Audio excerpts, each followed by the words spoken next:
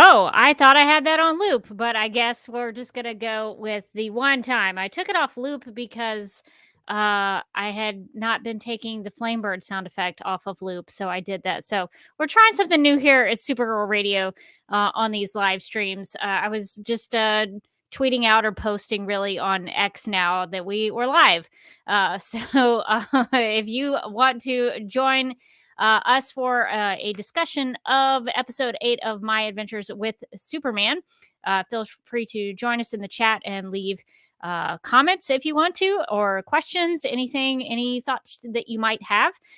So we will be doing that. So if you want to share the stream to your friends and invite them to join the party, you can do that. So hopefully by next week, I'll get the new looping sort of waiting video before we get started, because I've been having to check things once we go live to check and make sure the YouTube stream is going, make sure the Facebook has been going, because for the last couple of weeks I've had to remove the Facebook and then add it back into the stream. It's been very strange.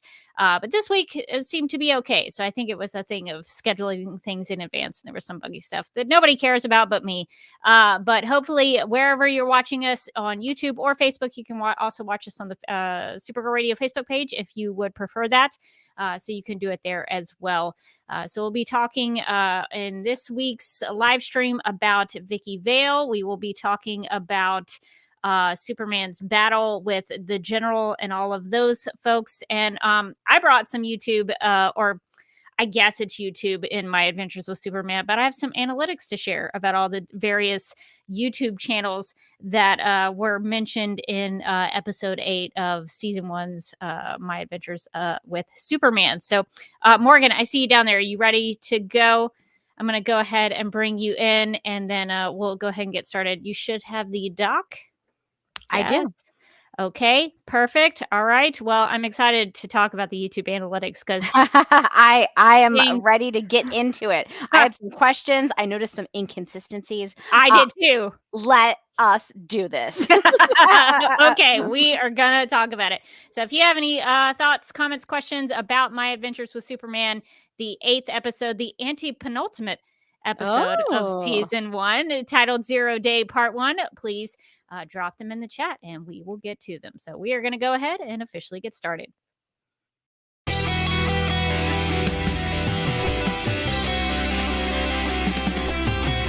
McGurk! I love typing. Not mess with my Google Docs, Meeksy. Supergirl Radio is going live every night of the week. How do you like it? Is becoming a human burrito a plus or a minus? I don't know. It does seem snug. I mean, they say you are what you eat. Kira. I love that. So I do a podcast called Supergirl Radio, and one of our segments is Lena Luthor, Boardroom or Ballroom. Because really? She looks like a boss in this coat.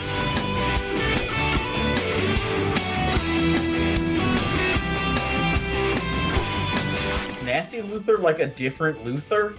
It's not just Lena being mean? No.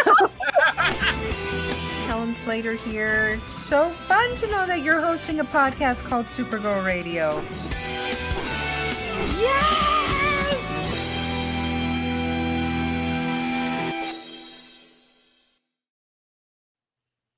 Welcome to Supergirl Radio, your source for all things related to the CW Supergirl TV series and the character of Kara Zor-El. I almost messed up Zor-El. That seems like and I'm going to change mic because I don't think that's been coming correctly. And I'm going to start over because my mic settings were not correct.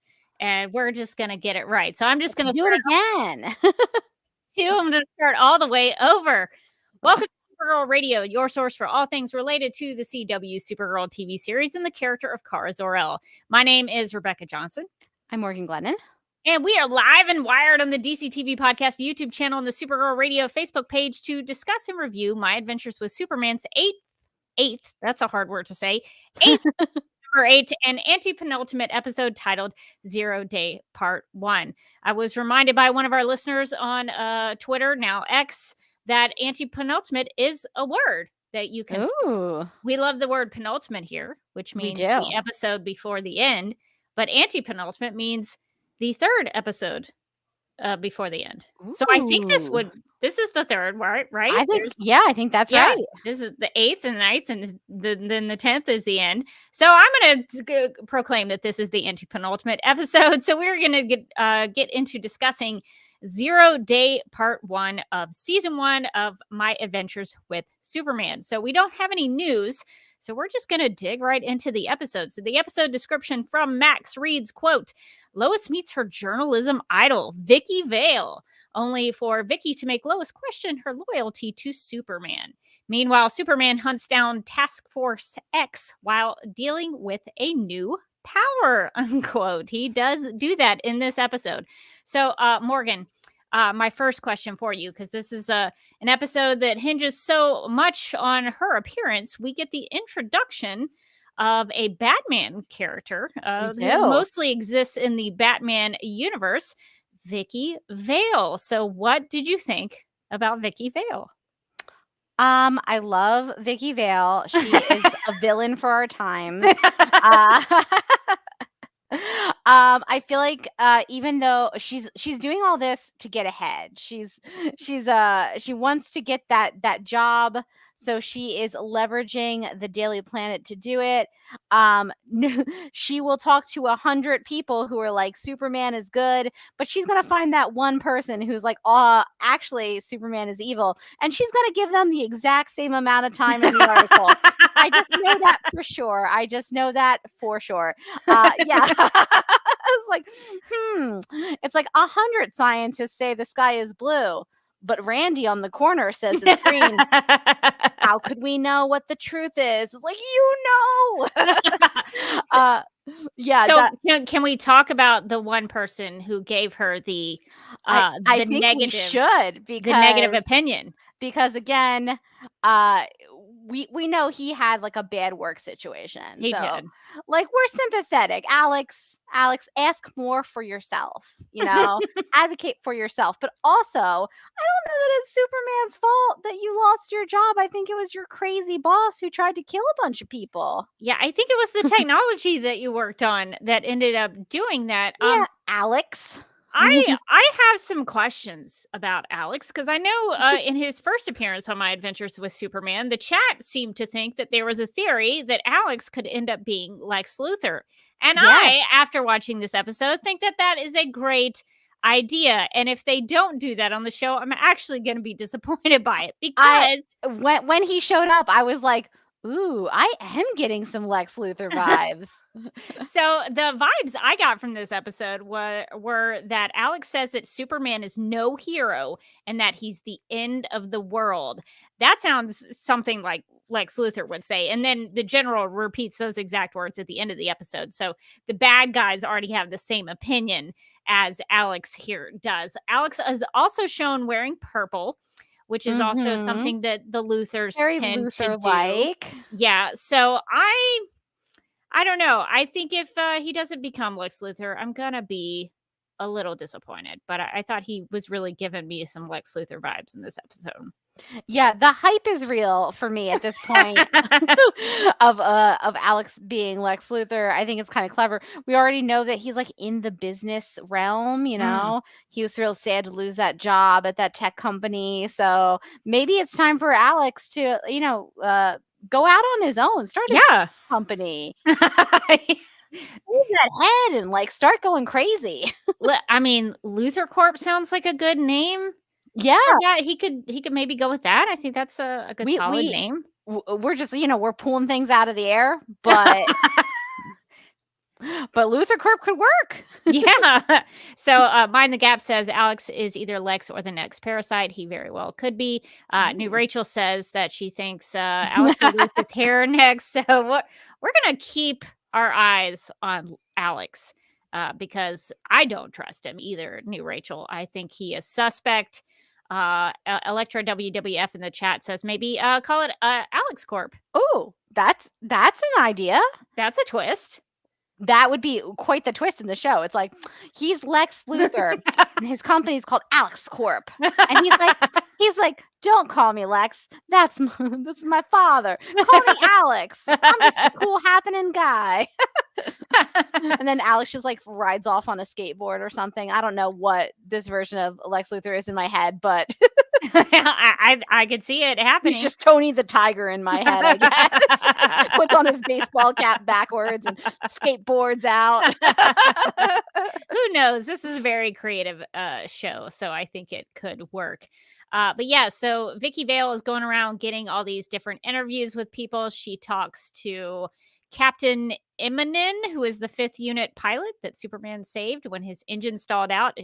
She talks to a sweet old lady who calls Superman such a nice boy and says that he carries her groceries for her. Lois and Jimmy introduce Vicky to Flip Johnson, who is a woman of business. And, and it works with the News Kid Legion. Really, I will say about Flip and her woman of businessing, she's always promoting the News Kid newspaper. I mean, just really a good promoter. She's not shy about being like, have you heard of the News Kid newspaper? It's hustle culture all the way down for her. I also like when she hands Vicky Vale her card, it's like covered in ice cream because she's like licking an ice cream cone, and Vicky Vale's like, what am I supposed to do with this? And she's like, listen, you and I, we're women of business. I love her. Vicky's like, you gave me a literal child to interview. That was so good.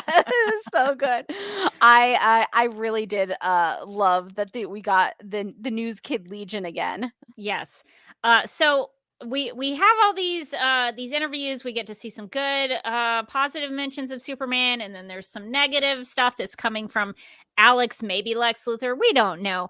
But what did you think about Vicky's turn from being this guest editorial article writer for the Daily Planet, having been friends with Perry White? They've been friendly since the good old days in college. And then she betrays them and utilizes them solely to get ahead and become the editor-in-chief at the Gotham Gazette. What do you think that does for Lois Lane, having seen her idol do that? I feel like, if anything, Lois is maybe learning about what kind of reporter she does and doesn't want to be from this, because Vicky Vale was her icon. She had a poster of Vicky on her wall, a weird thing to have of just of journalist. Random journalist. Like walk in, it's like somebody's got like a poster of like a random journalist. I'm like, is that your aunt? But I feel like we should have known that maybe not all was up and up with Vicky when she reacted to that honestly a little disturbing piece of information by being like, I do too. Like, what? Vicky, what? Okay, Morgan, if you had a poster of yourself, you're telling me that you wouldn't put that up in your office.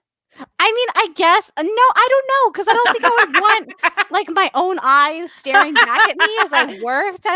And then maybe this is revealing too much about myself, but I feel like if it was something about like my professional triumph, and then I was like having a bad day, I would like look up and that Morgan would be like, well, I did a great job. What's going on? What's going on? Why are you failing? So I probably wouldn't want like Morgan judging me from the corner, but I can understand why you might want like. What if it's inspirational? What if you see that Morgan and you're like, man, that Morgan really knocked it out of the park. I can do this. That's true. We don't know what the poster was. So like, what if it's Vicky Vale, but she's like hanging off of like a little branch or something, and it says "hang in there" at the bottom. We don't know that that's what the poster was. We don't know that wasn't it. I feel like I could have a poster of myself being like, "Days are tough" or something like that. If I had done something well, I think maybe I would put a poster of myself. Not for me. Not for me to consume. No, I would put a triumphant poster of me behind me so that everyone who walks into my office has to see it. Okay, that I can get behind. Yeah. If it's just like a giant poster. It's like Morgan Glennon, the best in the world. And I'm just like winking. And then but you come in and like I'm in front of the poster. Yes. And then I'm winking and then the poster's winking. And that's a real power move right there. Then you go to sit across from me. The chair is like on the floor. Yeah, it's lower. Yeah. It's mind games 24/7 in our office. I learned that very quickly that I used to, when I first got my job where I had an office to myself, I've like decorated my office with all my action figures and fun things that I have. And I would put it behind me. And then everybody who would come into my office would stare at the action figures and not me. So I realized very quickly that I had to change that. So when I got a new office, all of the action figures are behind the people when they sit down so that they're not looking at it. So it's very important where you put these things. That is smart, because honestly, if I was talking to somebody who had a wall of action figures behind them, my eyes would just be like, yeah. I mean, that's what it was. Morgan, I was like, I'm working on that project. Yeah. I'm here. You're here to talk Who's about that a one? thing. Who's that one? Yes, I like Kermit the Frog. That's why he's up there. So it's very important where you would put a poster of yourself. I should note that as a Young and the Restless fan, Victor Newman has a poster of himself or a painting. I think it's actually a painting of himself behind his chair in his office. I feel like a painting of yourself is, to be honest, the ultimate power move. Like you made an artist come in and paint you like a Renaissance king. That's what I would actually have behind me. It would be a painting of me with like a crown on or something, and like beautiful watercolors, and people would be like, "Oh wow, that's like a cool. Did you do that with an app?" And I'd be like, "No, I paid somebody. I sat for that painting for days at a time. I got big painting money." There are companies now where if you send them a picture, they will paint. That's amazing. Paint the picture for you. I did. I know what I'm getting for your birthday. This is going to sound terrible. I do know this because for my mom for Christmas, I sent a picture of her dog Ralphie to one of those companies. It wasn't a painting. It was like more of like a cartoon drawing. But now and then I framed it. So now she has a framed paint, like a portrait of Ralphie, and she put it like above where he eats his food. So it's like he's got like a little corner of the house that is just his. I'm getting a painting of Morgan for her office. We'll just put it right behind me as we podcast. I know what I'm getting Morgan for her next birthday. I'm so easy to shop for. That's the thing. All I want is paintings of myself. God. Or would you accept a painting of a horse? I mean, maybe listen, that's that a is white horse. That is the pinnacle of art. So I'm gonna get you like the Flameborough in the previous episode of My Adventures with Superman. Maybe I can get you forehead to forehead with Comet the Superhorse. Yes. I'll see if I can make that happen. That would obviously go up in my office. Yeah, so Vicky Vale did not care for her. No. I was very surprised by the turn that was taken with her.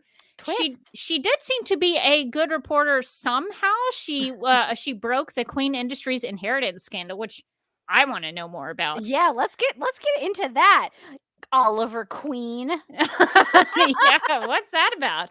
She also apparently took down and Lois pronounces them this way, the Falcones. So I wonder if Vicky Vale on some level is like a real reporter, but for this reason, because she wanted to get ahead, she kind of went with the, it bleeds, it leads kind of thing. I don't know if she actually, because Lois seemed to think she was a good reporter. So there must have been something about her that was legit in some form. I got the impression that she was a good reporter, but she was like, I'm going to do what I got to do to get ahead. And like this article in the Daily Planet will somehow get me promoted at the Gotham Gazette. I don't know how the promotions work in fictional media companies.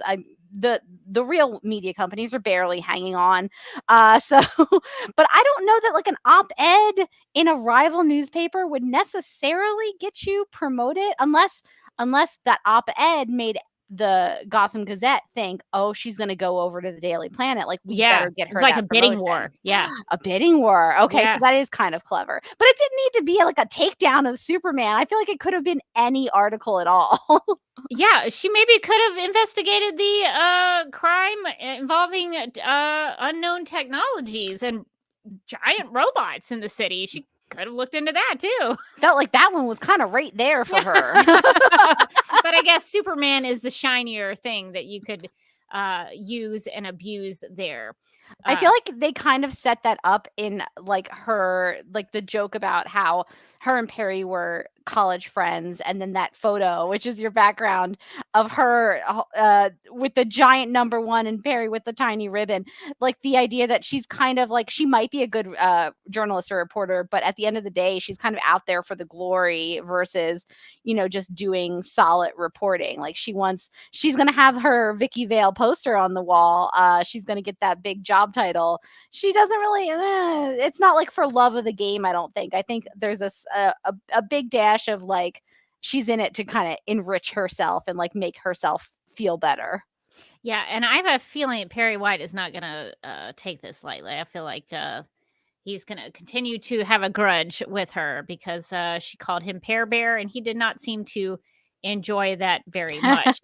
And Lois and Jimmy were in kind of a tight spot, I would say, because they had to be with Vicky while she was going around talking trash about Superman. So what do you think about this new dynamic that both Lois and Jimmy know, but they're having to protect Clark? What's your take on that? I thought that was really interesting because like now everybody knows that everybody knows. And this is kind of the first time that they have realized like, oh, like Clark isn't just our friend and Superman is not just like this super cool like superhero. He's also like a public figure that people are going to have different opinions about, and they might not have all the information because Lois and Jimmy obviously know Clark and they know what kind of person he is, but to everybody else, Superman's kind of more like a public figure that is in the news and they don't know him personally. So when he messes up because he's not sleeping and crashes into drinking too much caffeine when he's on Four Locos, just wanted to throw in a throwback there. But yeah, I think that like, I thought that was interesting. They're like trying to convince Vicky that Superman's a swell guy, but they can't obviously be like, we know him and we vouch for him. And I also like the way that kind of dovetails with like Lois's storyline where she's wondering, okay, well, I have this information now from the League of Loises that in some universes, Superman goes bad and that's not great. And I think that that's super interesting that they're playing with that because it seems like the big fear from the general is that Superman is bad. And that if he went bad, obviously that would be bad for humanity. And Lois honestly has the evidence that that is true in some universes. So I think it's going to be interesting to see what the story does with that and what Lois does with that information. Because like, yes, we know our Clark is great. He's great. I mean, when he's off his sleep, he's not like top of the line, but he's doing his best. But but there are some versions apparently that are destroying cities and things. Yeah, I'm curious what that's going to do for Lois, because she even had trouble when Alex said that, Superman was the end of the world, and she wanted to speak up, but she didn't have a reply for it because she knew that sometimes he might be the end of the world. So now she is trying to figure out what she thinks about all of this. And so I guess from here, where would that take us? I guess it would maybe, you mentioned being up all night and drinking all the coffee and the caffeinated beverages to keep himself awake. I think part of that is because he keeps hearing all these things. So this was the episode that introduced us to super hearing for this Superman. He's just now discovering that he has the ability to hear all these people and all these things that are happening around the world. So Morgan, what did you think about the way that they introduced and incorporated super hearing? It just made me think about like what a bummer super hearing is.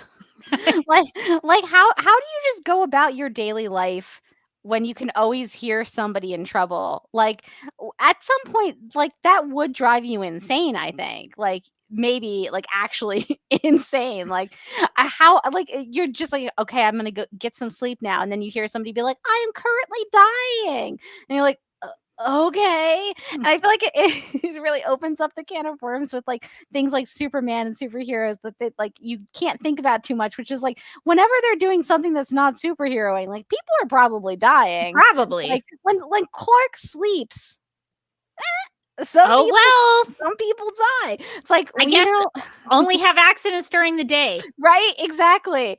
And so I was like, oh, that's so dark. Like your whole life would just be like running in, saving things. Like you wouldn't be able to like sleep. You would barely be able to relax. Like super hearing sounds like objectively like the worst super like ability you could have in addition to like all of his other abilities. Cause like now he knows everything that's wrong that he could possibly be fixed and and anytime he's not doing superhero stuff, he knows the bad stuff that's going on. I feel like he needs to develop like super like pushing that aside and putting it into a tiny Lena Luthor box. Priorities. Super prioritizing the problems. Yeah. Just like put that down deep inside. Super tuning it out. But yeah, I like the way that they present it super hearing as like this is a curse he has. Yeah, it reminded me of Esme and Supergirl when Supergirl tries to help Esme understand her powers. And Supergirl, the first power she introduces her to, because Esme could mimic Supergirl's powers. And the first power that she chose to try to train her with was, if I remember correctly, the chat can fact check me, was super hearing. And it scared Esme. Because I mean, she could probably hear people screaming and all kinds of bad things. So it's probably not a great thing to introduce to a small child. No. Superman ended up picking it up pretty quickly. He had a lot of like things going on, but it didn't seem like he struggled with it too much. The one thing I did like is that when he did want to focus up at one point when he was trying to find the Mist character, he sort of tells himself to focus, and then the visual goes black a little bit. It goes darker, and then all you hear is the puddle, and you see one puddle, and then it kind of gets larger in terms of the visuals. And I thought they did a really good job of breaking that down to showing how he would focus on one sound and one visual and things like that. So I thought that was actually, even though it didn't seem like he had to train to use it at all, I did like that they visually showed what it would be like for him to be using his super hearing. Yeah, I liked that too. And I also liked how he was trying to find the general, and he was trying to like tune out all the noise and like focus in on one particular voice. I thought that was really interesting. I mean, I'm sure it's happened in a lot of Superman media, but I was interested in like, oh, that idea that he can like use his super hearing to try to hear one individual person, which seems like it would be very tricky to learn, and especially because he seemed like he was having a hard time kind of tuning things out But he was like trying to teach himself how to tune in, and I thought that was pretty interesting. Yeah, the only thing I was confused about with his super hearing is that when he uses it to find Libby's parents, so Libby is this young girl who's been separated by her parents, and Superman is listening for someone yelling Libby, and he finds the voice, but then he also hears what I think is a man desperately saying, "Please don't," and then there's also a girl asking, "What's going on?"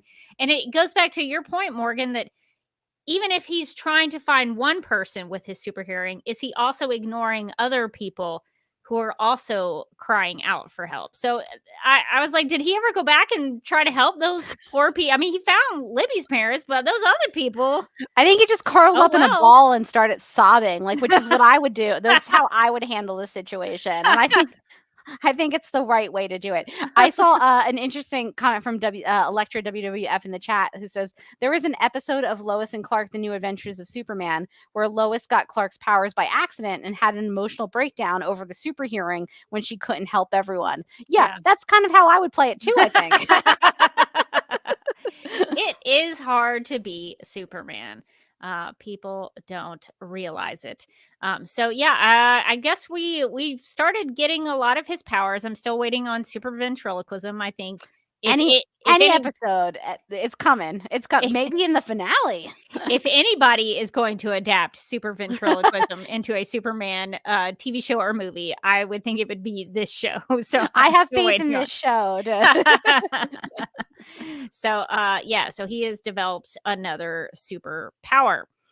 All right, so I think we sort of briefly mentioned the general, but as per every episode of this show, this has a great cliffhanger, and the cliffhanger is Superman's been taken by Task Force X. That's hard to say. Task Force X. Yes. Well, now that Superman's been taken, you know who we need. We need Liam Neeson. Oh, with a special set of skills. He's got a special set of skills. I feel like Liam could find him, is all I'm saying. Or do we just need Flamebird? Oh!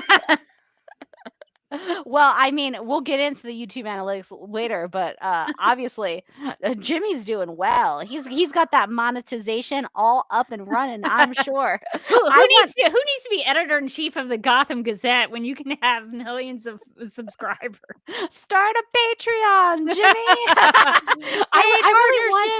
I really want them to like lean into it next season, and for while there's some sort of disaster happening, Jimmy's like, I'll be right there. I just have to finish this paid advertisement for HelloFresh. It's like, Jimmy, oh my God. I need to read a live read ad of Noble Gold. I need to get it. I just really want Jimmy to become like a YouTube influencer. I just want I feel like this is one of the few shows where I would almost trust them to like do a good job of like Jimmy being like, actually, I'm making more money over here. Why do I need to be an intern at the Do I need to be an intern with 1 million subscribers? I'm breaking my own stories over here on my channel.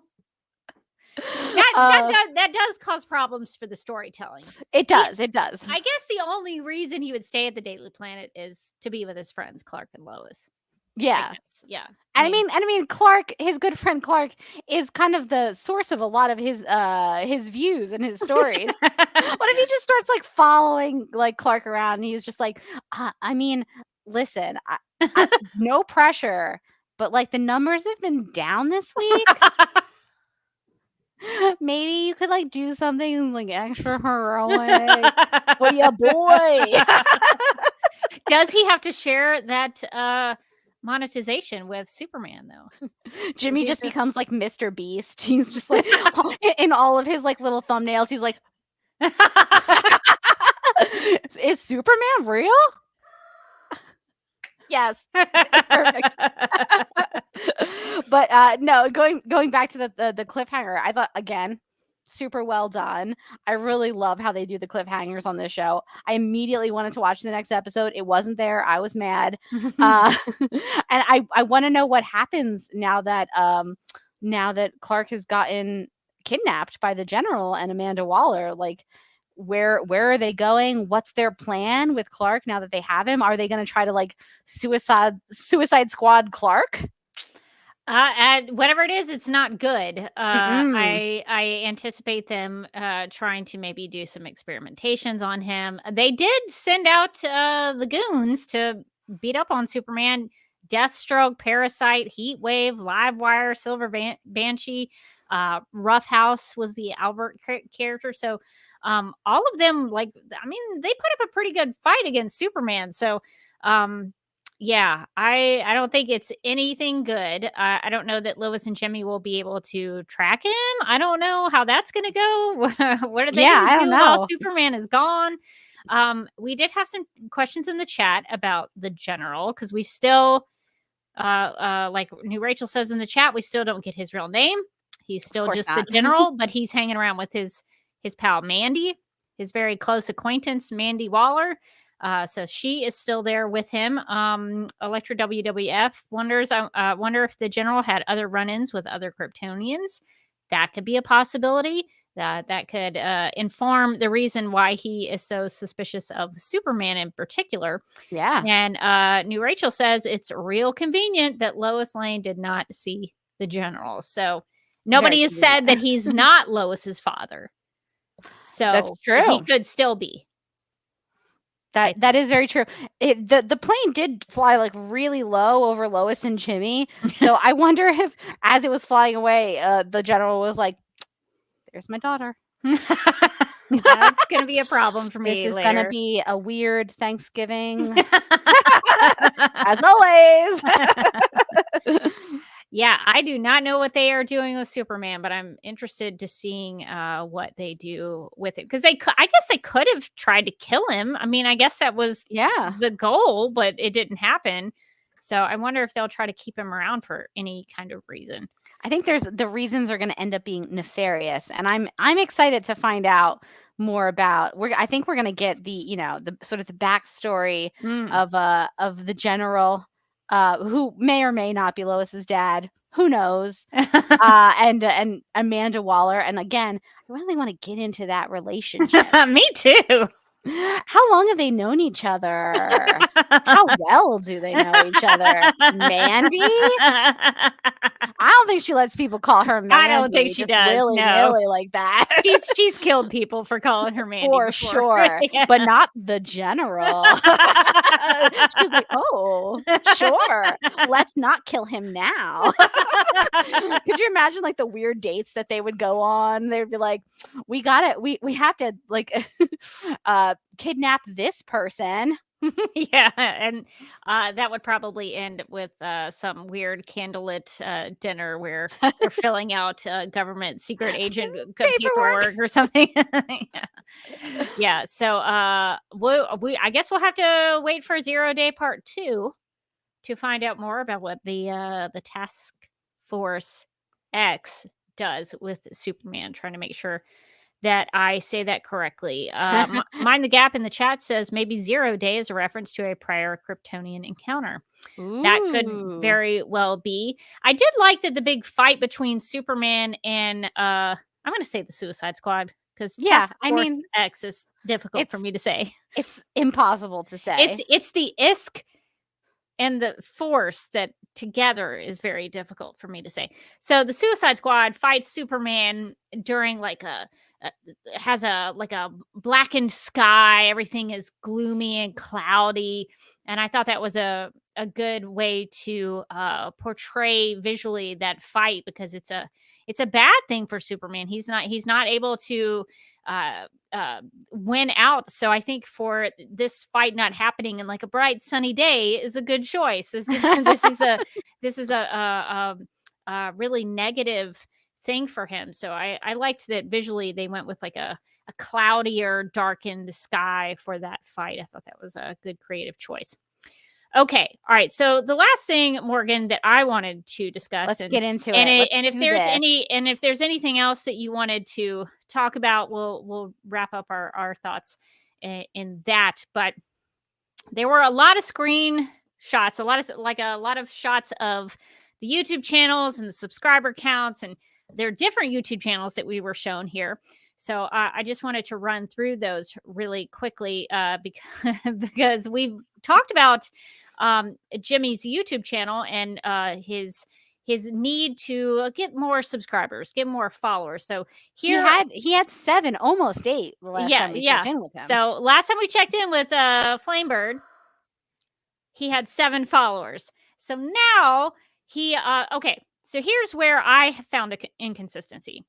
So at one point in the episode, kind of early on, the screen grab of, or like the the shot that we see of Jimmy's phone, it says that the Flamebird channel has 5 million subscribers. 5 million subscribers. Yes. That's what you see, right? Yes. Okay. This drove me crazy the entire episode. I'm glad that it also drove you crazy. I think it means that we've been podcasting together for a really long time. I was like, wait a minute, that said 5 million. And then later he's like, I'm about to hit 1 million. And I was like, boy, you have 5 million. Like what is happening here?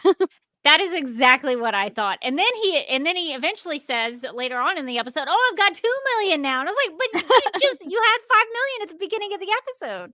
2 million is a downgrade from the beginning." Did people unsubscribe, Jimmy? That's not what's happening. That means Everyone's just mass unsubscribing to his channel. He's excited about it. that means he lost 4 million subscribers. Yeah, that's nothing to celebrate, Jimmy. But he did have a video titled "Who is Superman?" which I thought was a great YouTube channel title. Who is Superman? Superman. He had 500 comments. 500 plus is what the that is good engagement. He's getting great engagement now. He's really gelling with the viewers. He had on this "Who is Superman" video, he had 276,000 views. He had 156,000 likes, but he also had 2,000 dislikes. So there's some discontent. We know he has at least one hater. Yeah, the nah. Yeah. the nah channel. All right, so here's the question though. Did Jimmy get a Steve Lombard bump? Do you think? Oh, maybe Steve was like, it's that thing where it's like you actually shouldn't like retweet something just to dunk on it because you're just giving them what they want, which is attention. So maybe like Steve, instead of he's like debunking with his, very succinct nah. But it turns out people were like, you know what? That Flamebird guy had some interesting stuff to say. And then they go over to his channel and they're like, subscribe.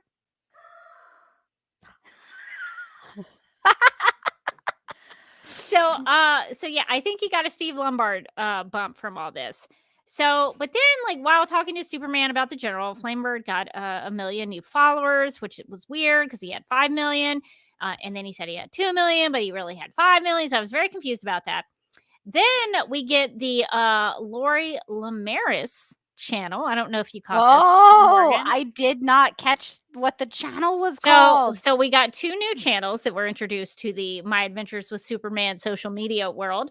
I love that in this universe, our mermaid gal is also a YouTuber. So there's actually there's 2 Lori Lamarises, which I'm very confused about. So there's the channel that popped up was Lori Lamaris 59, which correlates to Lori Lamaris's first appearance in DC Comics, which was Superman number 129 from May 1959. So that's where Lori Lamaris 59 comes from. Lori has 200,000 subscribers. So Lori's not doing bad. I mean, Lori's doing pretty good. That's great. She had a video titled "Superman Has Lost It." So she's going into the clickbait with this one. She had on that video, she had 186,000 views. She had 115,000 likes. She had 112,000 dislikes though. Whoa. So almost as many dislikes as likes. That's not good, Lori. That's not a good sign. And then she also had 500 plus comments from another Lori Lamaris, which I wonder if Lori's just like creating. Oh my God. Do you think she's like creating fake accounts to comment on her own videos? Like so bad at it that she's like, what should I call this one? Lori? That Lori is wrong. So the channel name is Lori Lamaris 59, but the commenter is Lamaris04. So I guess it's really not Lori Lamaris, all but there is right. a What Lamaris if it's like 04. what if it's like a cousin or something who's like, Lori, we've talked about this. Superman's nice. Hi, Lori. Again, it'd be weird at Thanksgiving. Yeah. Lamaris04 commented, I can't believe it, in regard to Superman having lost it. Then there also was a Bibbo Babowski channel, and Bibbo Babowski is a sweet character who's in the Superman mythology who has his own bar, and he's a businessman. And he's a good pal to Superman, so he's on the side of good. His channel is at Bibbo87, and that corresponds to Bibbo's first appearance in DC Comics from The Adventures of Superman number 428 from May 1987. So that's where Bibbo87 comes from. And he was actually a live streamer. It seemed like he was not just uploading videos. He's like a reactor. He's like, oh my God. Oh my God. Could you believe what Flamebird just said? No. No, he didn't. No. So he is streaming the Superman versus Task Force X fight. He's got 10,756 viewers watching live with him. He has 16,000 likes, but 8,000 dislikes. So there's a lot of people. I don't know what they're disliking about it. Maybe they're disliking the fact that Superman is losing. But on his live stream, he had 302 comments. And Lamaris04, if you remember the second Lori Lamaris user, also commented on Bibbo's live stream saying Superman is in the park by my house. So we know where Lamaris04 lives. Oh, okay. Don't say that online. You just doxed yourself a little bit. Oh man, that's so funny. I didn't. So I saw the comments, but they went so quick. I should have paused. Yeah. Mind the Gap says, I wonder if Lori has videos on swimming. Maybe it's like She a should. swimming tutorial, like a how to Yeah. swim channel.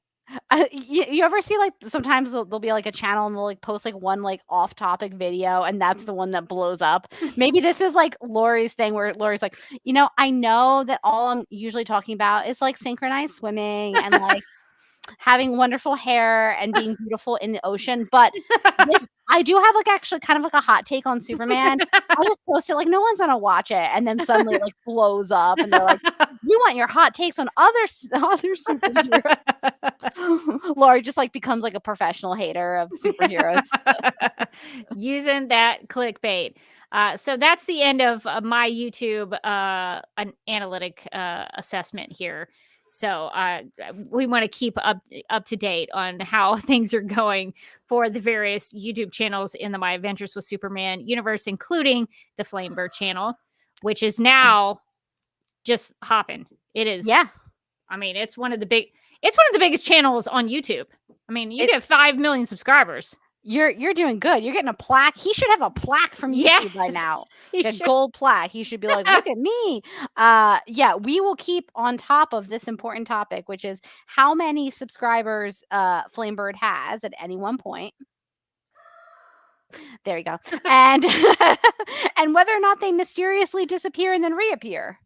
I also think at some point Jimmy's going to be able to move out of Clark's apartment. Oh yeah, because he's going to be able to afford his he's going to be able to afford a big Flamebird house. But I wonder if he's going to want to stay living with Clark because Clark is how his channel makes money. Yeah, you'll see him just pop around a corner like, gonna do anything interesting today? Oh, he's got like a GPS tracker on Superman. He put an Apple AirTag on Superman on Clark. He's like, what's happening? Why is this sewed into all of my costumes? Yeah, so things are hopping on the YouTube channel sides. I wish they would tell us what the platform is. Me too. I know it's supposed to be like YouTube, but they probably can't say it's YouTube.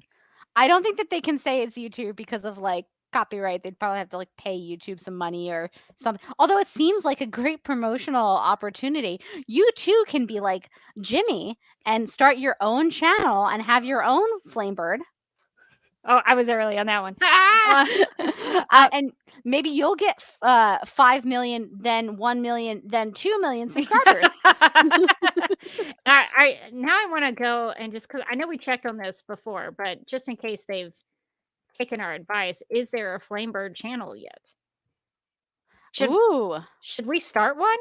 I mean, it is very tempting. We already have the cacaw. There we go. We're halfway there, baby. I really think it's a missed opportunity that they have not started a Flamebird channel. I think so too. It feels like it would not take that long to like throw together some stuff. And all of the content that goes up on that channel is like all the mentions of Flamebird. Yeah. And all the Jimmy stuff. You could just cut a bunch of Jimmy clips and put them on Flamebird, and there you go. Yeah, I think that's what they should do, but it does not look like they have done that yet. I want to say when you search Flamebird in YouTube, we are like short from us is like maybe the 10th video down. So we are the authorities on Flamebird. Nice. That makes me very happy if that is the case. Okay, so Morgan, are there any other topics that you wanted to hit in this episode? Anything else you wanted to talk about in regards to 0 Day Part 1? Interesting. Oh, I see a quick comment from Linda in the chat who says Wingspan. We can play Wingspan on Flamebird. I mean, listen. Yes. Synergies. I like the way we're all thinking here. So Linda, just to update you, after Morgan told me about Wingspan and I edited a clip about Morgan talking about Wingspan, I was like, maybe I should check Wingspan out because there is an app. So I got the app and I started playing it. I'm not great yet, but I have been playing it. It is quite fun. We're gonna get a game night on the schedule. We're all gonna play Wingspan. How many players can you play? I don't. That's a good question. I don't know what the max amount is. Maybe 6. Okay, we'll see if anybody in the chat wanted to play with us. That might be pretty fun. That would be fun. Yeah, I think I was just interested in like what's going to happen next in this episode. I thought that this one again did a good job of showing like Clark and his he's adapted pretty well to most of the powers as they popped up, and this one feels like the first one that's given him like some major issues in his life with all of his coffee cups and not sleeping and starting to like seem a little bit nuts. I like the way that Jack Quaid, who's voicing Superman and Clark Kent, I love the way he plays like exasperated Clark because he's like Jimmy. Like he really does a good job of taking, like, if he has to say Jimmy 3 times in a row, he says it differently each time and makes the last one really full of emphasis and really hitting that third Jimmy home. So I really like the way he's done that 2 times now that I can remember. But Jack Quaid, I think I haven't really talked much about his vocal performance as Superman and Clark Kent, but I really do think he's been doing a great job, especially in this episode. I guess for me, my heart broke a little bit for Superman in this episode because when he goes to save Mist from being hit by a truck, he saves his life, but then he causes an accident, and now the people they're scared of Superman. So he's going to have to build a little bit more trust with the people of Metropolis now because they didn't see anybody that he had saved. To them, it looked like Superman just hit a truck. They did not see the Invisible Man running across the street. So, I could see why that would be scary. So my heart breaks for him a little bit there. The only thing else I wanted to mention was that according to Jimmy's phone, this episode takes place on Friday, November 18th. I don't know if that will be important. Interesting. But that seems close to Thanksgiving, so I don't know if they're going to be celebrating. I know we're getting to Thanksgiving. So we are set in November, if that means anything. And also I wanted to mention that it seems like there was an Easter egg in this episode of Morrison's Pawn Shop. I wondered if that was a nod to comic book storyteller Grant Morrison, who's written some Superman comics. So And I think we should also mention that this was Clark and Lois's 1 week anniversary. That's a good point. I almost forgot he did that thing where he like fills the office with flowers.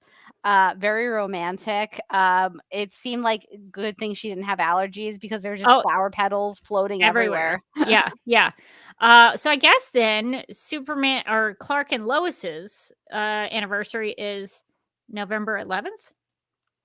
Yeah, I guess so. If we're like moving backwards, we will never need to know this, but I thought I would just document it anyway. I don't know. I feel like we might need to know this.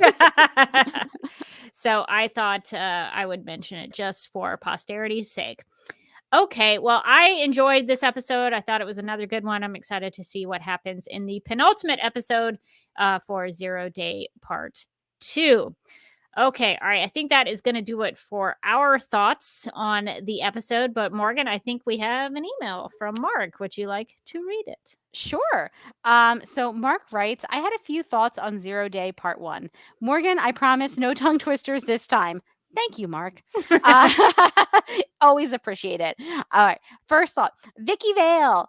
The switch from the usual perspective, Lois fangirling over her when she's usually viewed as far less significant than Lois is, was fun. And of course, along with her, we got the show's first mention of Gotham. We also got a nifty bit of Warner Brothers Discovery synergy as her voice actress, Andromeda Dunker, was a longtime narrator of House Hunters on HGTV. No way. Now I'm starstruck. What house will they choose? Is it this one with no bathroom? The amount of times that I have like comfort watched a House Hunters episode, and there's like they make them every day. They just every day they wake up and they make a new House Hunters. And it doesn't matter that you know it's fake and they've already bought the house. It doesn't matter. That isn't impacted my enjoyment of a single episode of House Hunters. Well, now I'm very excited about that. Good for them. Okay.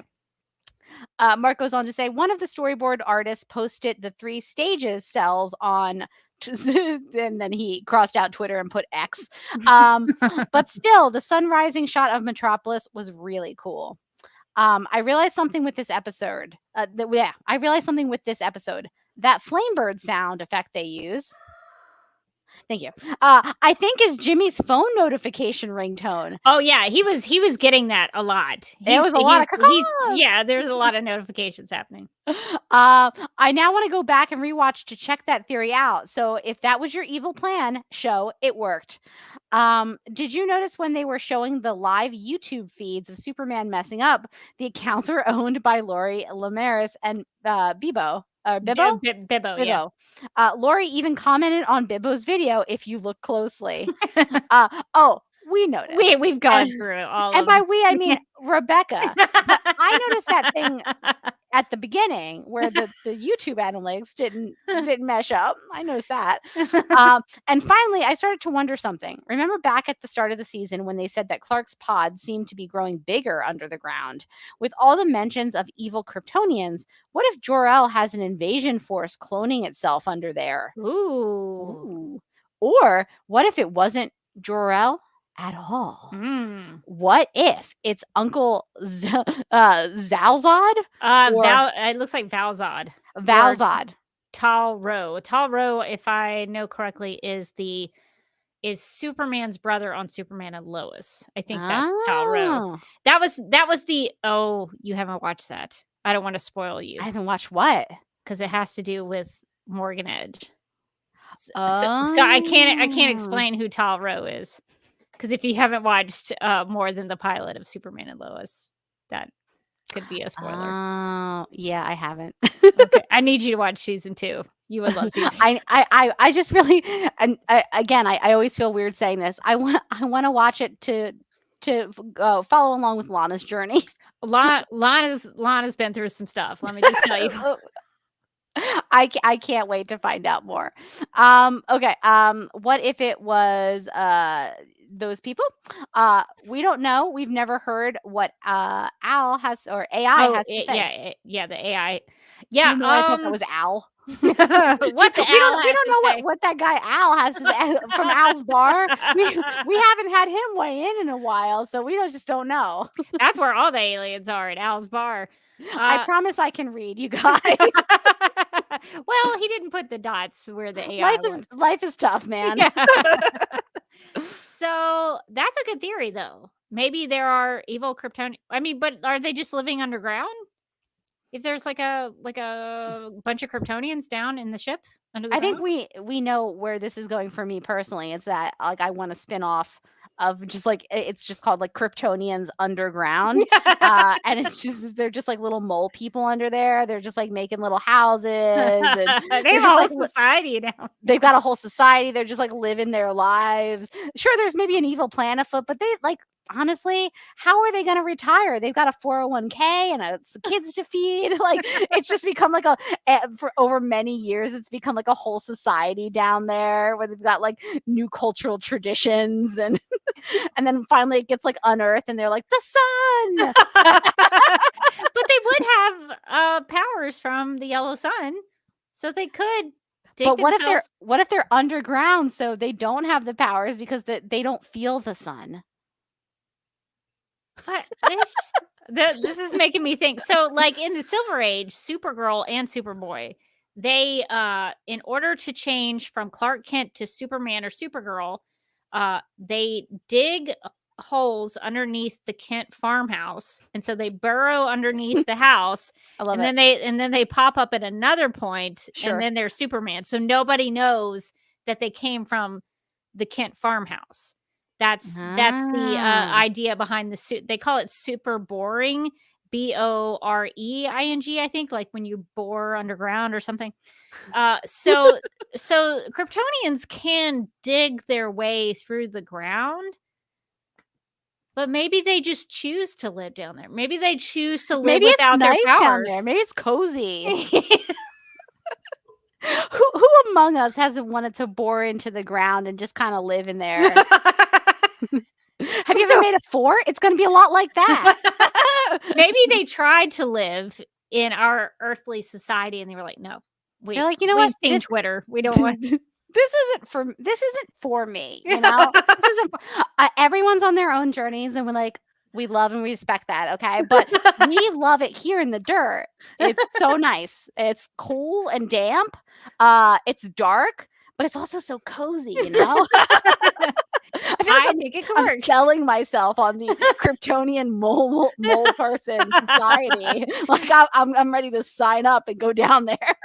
There were mole men in a Superman movie starring George Reeves. Yes. So was it really? Yes, Superman and the Mole Men. We should do an episode on Superman and the Mole Men. I've never heard of this. Yes. This is life-changing information for me. So I feel like what we're pitching is like kind of like a well-known, well-established Superman lore that in one movie. That some Kryptonians just like to live in underground. All right. Well, I think we've got a future episode of Supergirl Radio to do.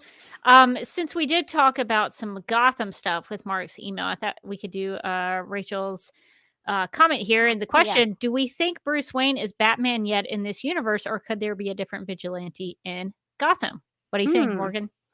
I feel like I don't know. This is a good question because it's hard to tell whether there are other heroes in this universe or not. It seems like there aren't.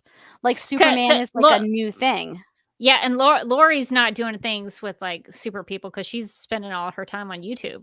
Yeah, no, she sure isn't. Yeah, no, I wonder if maybe Superman is the only superhero right now. I mean, we know that like Oliver, like the queens are out there somewhere. But they've got some scandals to take care of. An inheritance scandal. So maybe Oliver didn't get his money. Maybe he's a poor boy. Oh my God. Instead of a rich boy. That would actually be really fun to be like, it's Oliver, but he's poor. He like just What a doesn't have like twist. a little goatee or something. No, what if it's like a lot of beard? Oh Because my he God, does he's got like he a can't beard. maintain himself and he's like living in the woods somewhere. They give him like a little shaver and some like beard oil, and he's like, I feel like a new man. Yeah, so I kind of think I kind of think no. I think Batman maybe isn't around yet. I almost agree with you because Vicky Vale, if Batman did exist, wouldn't she just be over at the Gotham Gazette, like writing Batman Yeah, stories? wouldn't there be like a lot of Batman content to get out? So I don't know. I don't know. That's a good question. I guess TBD on the Batman stuff in this universe. Okay, well, we've gotten through some feedback, and I think we have some snap judgments to make about this episode. In the game of snap judgments, each person is presented with 2 options, but must only choose one. First instincts are recommended, and explanations are unnecessary. Okay, so our first snap judgment comes from Mark. And this snap judgment is, who would be your preferred girlfriend for Bruce Wayne? Vicky Vale or Andrea Beaumont. From Mask of the Phantasm? Yes, so the Batman animated series. I think we did that on Patreon. We did. I think we did a review of Mask of the Phantasm. She turns out to be, spoiler alert, the Phantasm. So not great. Twist. She kind of became the villain at the end of it. I think there's a little, there was some. She had some sympathetic traits, I guess. I did not care for her. So I think if I had to pick between Vicky Vale and Andrea Beaumont or Andrea Beaumont, I would pick Vicky Vale. Yeah, I think I'm gonna go Vicky Vale too. I mean, at least she has broken some big stories in her past. Sure, she's a little high on her own supply, but she's not a villain yet. And I think she would also be a great girlfriend for Playboy Bruce Wayne. I think she fits that she's gonna know all the very well. movers and shakers in Gotham City.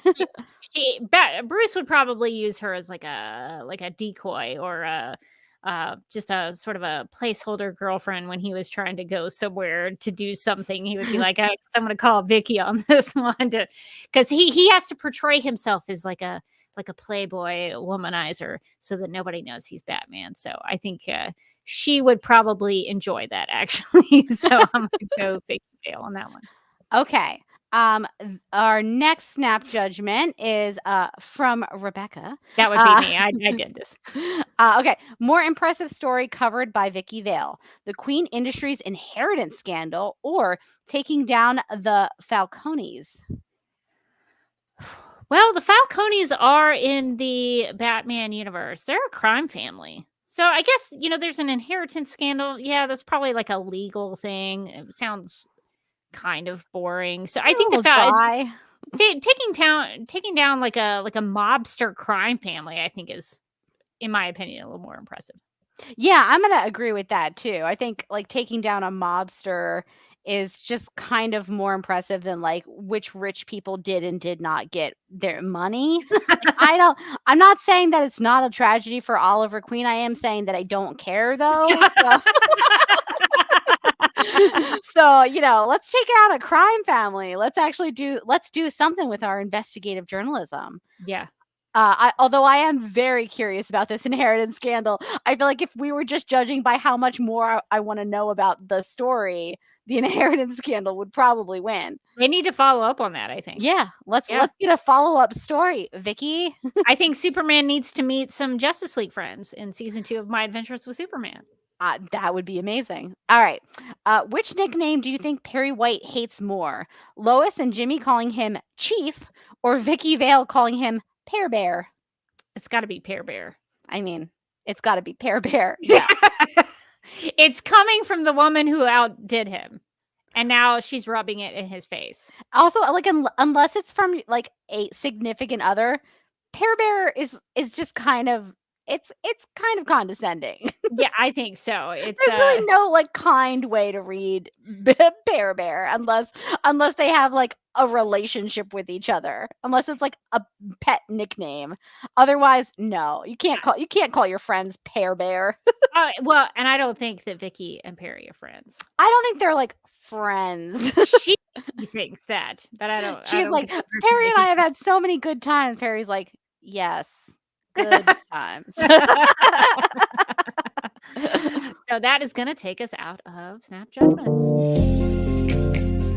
No judgments on your Snap Judgments. Okay, we need to get to some Supergirl Radio and some DC TV podcast plugs. If you would like to contact Supergirl Radio, you can post a comment on our website at supergirlradio.com. You can email us at supergirlradio@gmail.com. If you'd like to leave us a voicemail, you can call us at 678-718-7252. You can like us on Facebook and follow us on Twitter and Instagram, all at Supergirl Radio. You can listen to us on Apple Podcasts, Stitcher, iHeartRadio, Google Podcasts, Radio Public, Podchaser, and Spotify, where we also have a Spotify playlist that includes music featured on and inspired by the CW Supergirl TV series. We are listed on DC's fan page, which you can find at dccomics.com/DC-fans. If you like what we do, we encourage you to give us a rating and write us a review on Apple Podcasts. If you enjoy our Supergirl Radio live streams, make sure to subscribe to the DC TV Podcast YouTube channel and hit that notification bell to get notified when we go live and wired. DC TV Podcast also has a TeePublic store, so if you're in need of new DC TV related t-shirts, tank tops, sweatshirts, onesies, mugs, notebooks, pillows, or stickers, go to supergirlradio.com and click on the TeePublic store link at the top of the page. Hello, and thank you for calling the DC TV Podcast hotline. Please listen carefully as some of our menu options have changed. Supergirl Radio? Press 1. The Flash Podcast? Press 2. Legends of Tomorrow Podcast? Press 3. The Lithuanian Room? Press 4. DC on HBO Max Podcast? Press 5. Stargirl Podcast? Press 6. Superman and Lois Radio? Press 7. Green Lantern Podcast? Press 8. The Sandman Podcast? Press 9. Justice League Dark Podcast? Press 10. DC After Dark? Press 11. For all other inquiries, please stay on the line and the next available agent will be with you shortly.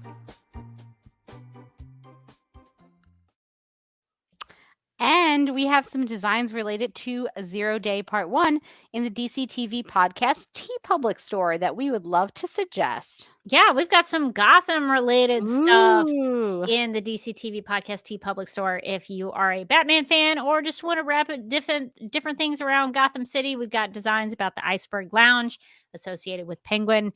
And we also have Gotham City University, looking a lot like the Letterman jacket that Cyborg wore in Zack Snyder's Justice League. So we've got your Gotham designs if you want to represent your favorite city that has the Bat Vigilante and family. We would also like to thank our legion of super sponsors. These people are Michael, Anne-Marie, Yvonne, Quinn, Nicola, Abby, Miriam, Nicole, Brian, Ethan, Danny, Majuba, and Lingonberry. If you would like to support the Supergirl Radio Patreon, you can go to patreon.com/Supergirl Radio. And I guess if you want to follow up with me, you can do that several ways. You can find me on the social media platform Vero True Social, and I am there at Derby Kid. I'm also on Instagram at the Derby Kid. I have a personal YouTube channel, youtube.com/duckmilkprod. Don't have as many subscribers as Jimmy Olsen does on the Flamebird channel. But I do have some fun over there.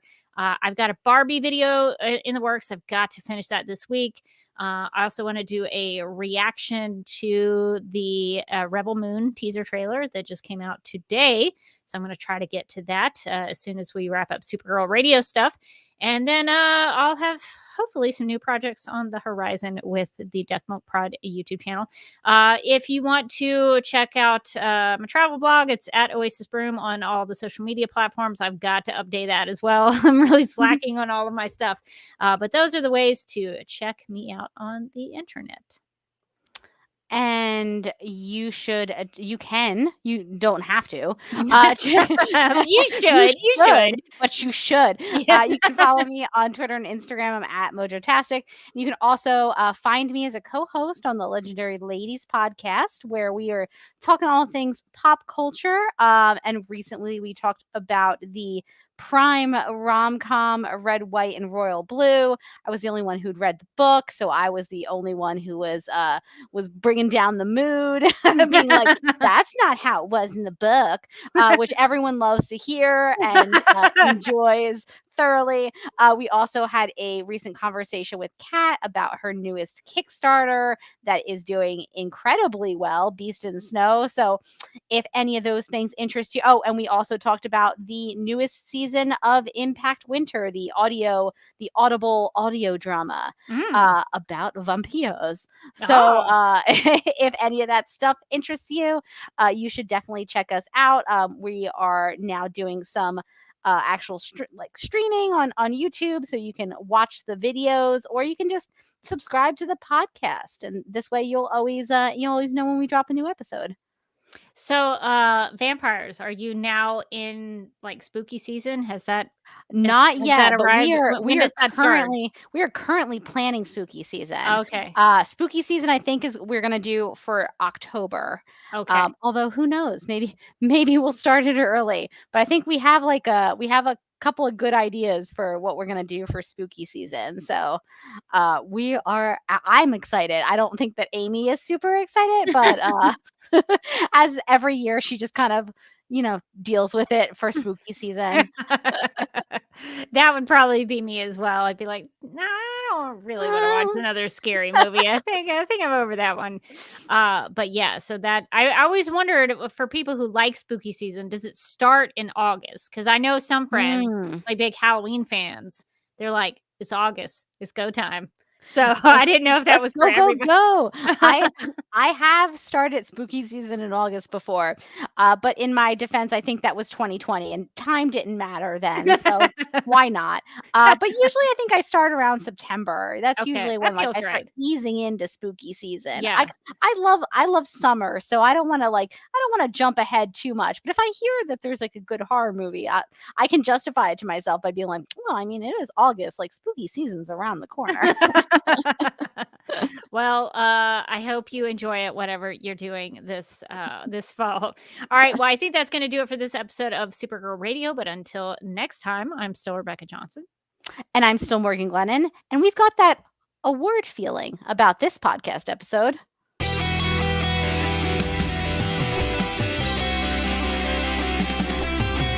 McGurk! I love typing. Not mess with my Google Docs, Meeksy. Supergirl Radio is going live every night of the week. How do you like it? Is becoming a human burrito a plus or a minus? I don't know. It does seem snug. I mean, they say you are what you eat. Kira. I love that. So I do a podcast called Supergirl Radio, and one of our segments is Lena Luthor, Boardroom or Ballroom, because she looks like a boss in this coat.